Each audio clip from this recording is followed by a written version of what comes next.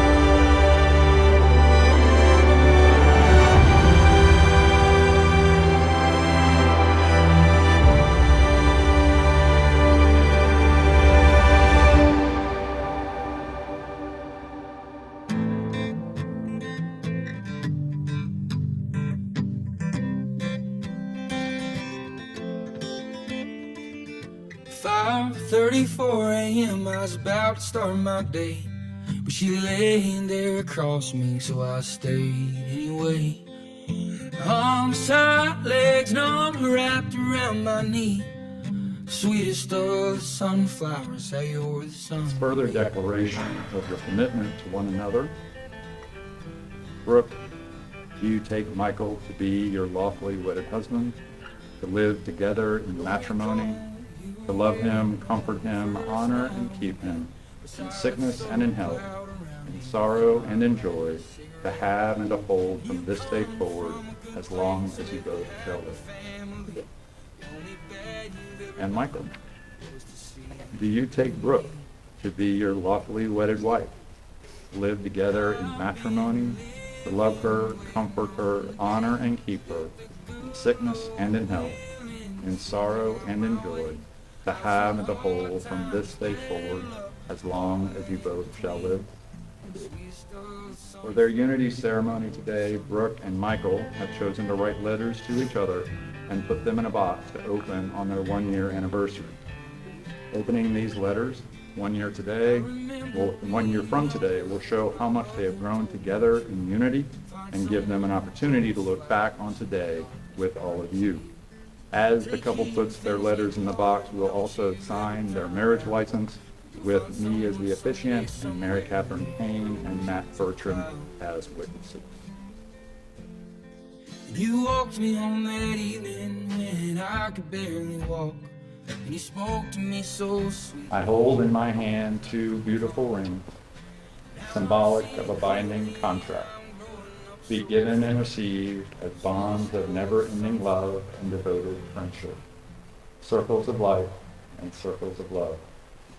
By the power of your love and commitment, and the power vested in me, I now pronounce you husband and wife.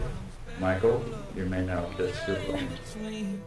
Sweetest of sunflowers, how you were the sun to me. Sweetest of sunflowers, how you were the sun to me.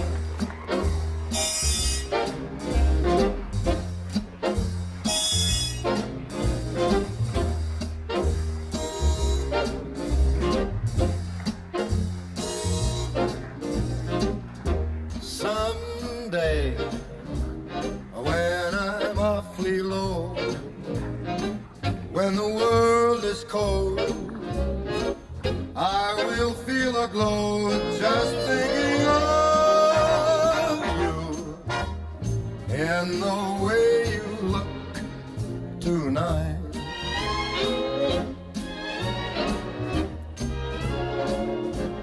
Yes, you're lovely, with your smile so warm and your cheeks so soft.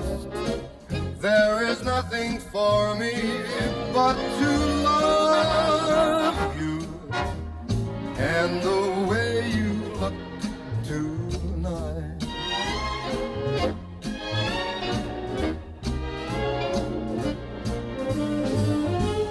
With each word, your tenderness grows,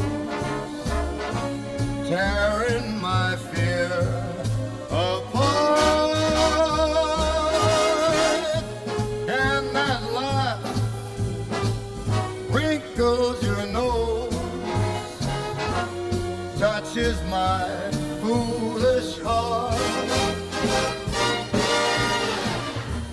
Lovely, never change.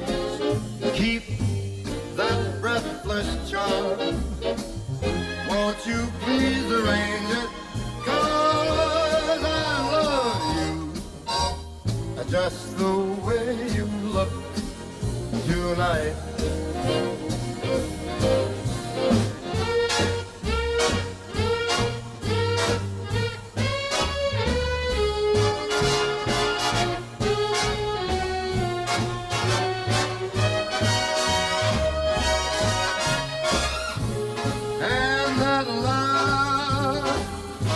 Wrinkles your nose, it touches my foolish heart. Lovely, don't you ever change. Keep that breathless charm. Won't you please arrange it? 'Cause I love you just the way look tonight.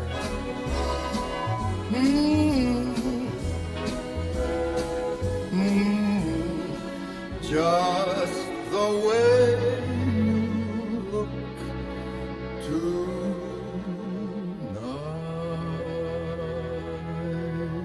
7,933 days ago, those eyes opened and looked at me. And I thought, what do you do with a baby? What do you do with a girl? No, these things don't come with instruction manuals, right? We don't know that, whoever's a parent. But you figure it out along the way. There's bumps along the road. And there were some bumps, but then, I don't know, it's probably 4 years down the road, an instruction manual came out. Dr. Meg Meeker wrote a book called Strong Fathers, Strong Daughters. Give me a second. And Dr. Meeker wrote the book not from the perspective, but from the perspective of a daughter. And what every daughter wants in their father. And it turns out they want boundaries. They want to hear the word no. They want guidance. They don't want you to solve the problems. They want you to listen and know that you're there. You're there for them. Let them fail, but let them know you're there. Just a secret to everybody, married guys. That's listen, don't solve it. Every guy want to. So that was an important lesson. The other important lesson in the book is that she says you are her first love. There's Michael, and Michael really used to be the adorable, chubby kid that we all love, and the kid who really never said no to a second, or even third helping. It's safe to say he has come a long way. Nowadays he's all grown up, fit, very intelligent, but he's still unable to say no. But now it's too early. He spoils her really kind of more than a rotten banana, and I'm really, that's not changing anytime soon. Okay. They've loved each other through the best and the worst times, and I know that with them on each other's side, not only will they be okay, but they will make each other better every single day.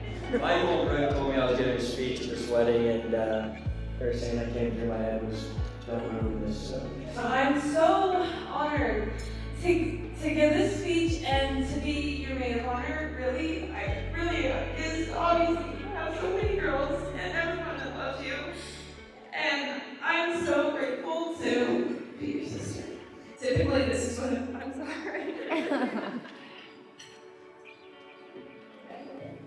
Typically, this is when the Bible goes, okay. But there's one person in this room who does not get nearly enough recognition today and every day. And I have to make this short because obviously. But Mom, I dedicate my